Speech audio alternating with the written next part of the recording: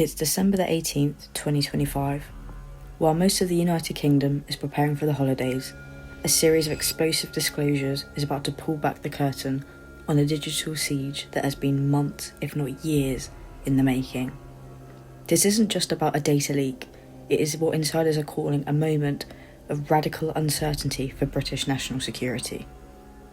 Within 48 hours, the British public would learn that their most sensitive diplomatic corridors were breached, and the very foundation of the nation's future digital identity, a system holding the data of 13 million people, is allegedly a honeypot for foreign spies.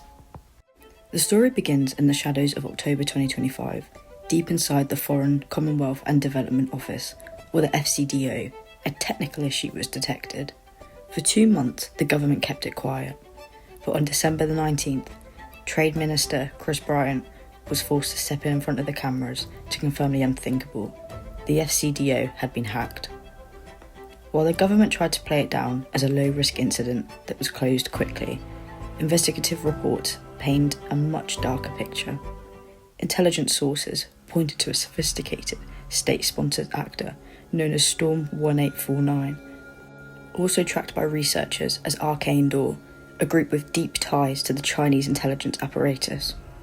But what did they actually take? Imagine a roadmap of everyone entering and leaving the country. The Sun reported that tens of thousands of sensitive visa documents were exfiltrated. This isn't just paperwork, it's gold for a foreign intelligence service. It includes the personal identifiers of descendants seeking asylum and the travel patterns of individuals the Chinese state might want to monitor. Even more concerning were reports that secret-level diplomatic cables and policy documents regarding the UK's Indo-Pacific strategy might have been siphoned off. Technically, Storm 1849 didn't just break a window. They replaced the locks. They exploited a chain of zero-day vulnerabilities in Cisco network firewalls, devices designed to be the very perimeter of government defence. The most critical of these, CVE 2023, carried a staggering CVSS score of 9.9 out of 10, allowing the attackers to execute code with brute-level privileges. They used specialised malware and Line Viper to burrow into the device's firmware, ensuring that even if the system was rebooted or patched, the back door would remain open. But as the FCDO breach came to light, a second, perhaps even more terrifying crisis erupted from within. On December 18th, senior civil servants, whistleblowers from the government digital service, went public with a warning that one login system is fundamentally broken. This is the system meant to be mandatory portal for every adult in the UK by 2029. It already holds the records for 13 million users, from pensions to passports. The whistleblowers alleged that the project is failing to meet mandatory security standards like secure by design. They revealed that parts of the system's core were developed by unvetted contractors in Romania using unsecured workstations. The most chilling revelation? A red team security test earlier in 2024 proved that a remote attacker could introduce malware and gain access to the heart of the digital ID system without triggering a single alert. The government's defence was that they deliberately gave the team access to test it, but the whistleblowers countered that the failure of the monitoring systems to even notice the breach once it happened was a catastrophic oversight. They warned that since the system is already live, state actors like China or Russia might already be sitting there as sleepers, waiting for the perfect moment of national crisis to shut down access to all government services entirely. Politically, this has set off a firestorm in Westminster. Prime Minister Keir Starmer has been pursuing a have-it-both-ways strategy, trying to boost trade with Beijing while simultaneously calling them a national security threat. This hack happened just weeks before his planned high-stakes visit to China in January 2026.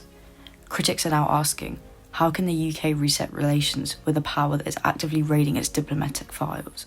The controversy is further fuelled by the proposed super embassy for China in London, located near the Tower of London and critical financial communication lines.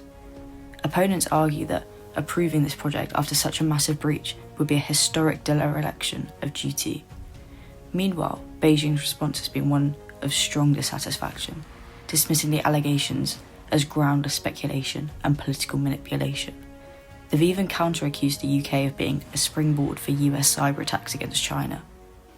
As we head into 2026, the UK finds itself in a state of high alert. The National Cybersecurity Centre reports that nationally significant attacks have surged by over 100% in a single year. The government is rushing through the Cybersecurity and Resilience Bill, which could fine companies up to $17 million for security failures. But for millions of citizens whose data might already be in a database in Beijing, the question remains, is the digital front door of the United Kingdom already wide open? The stakes couldn't be higher.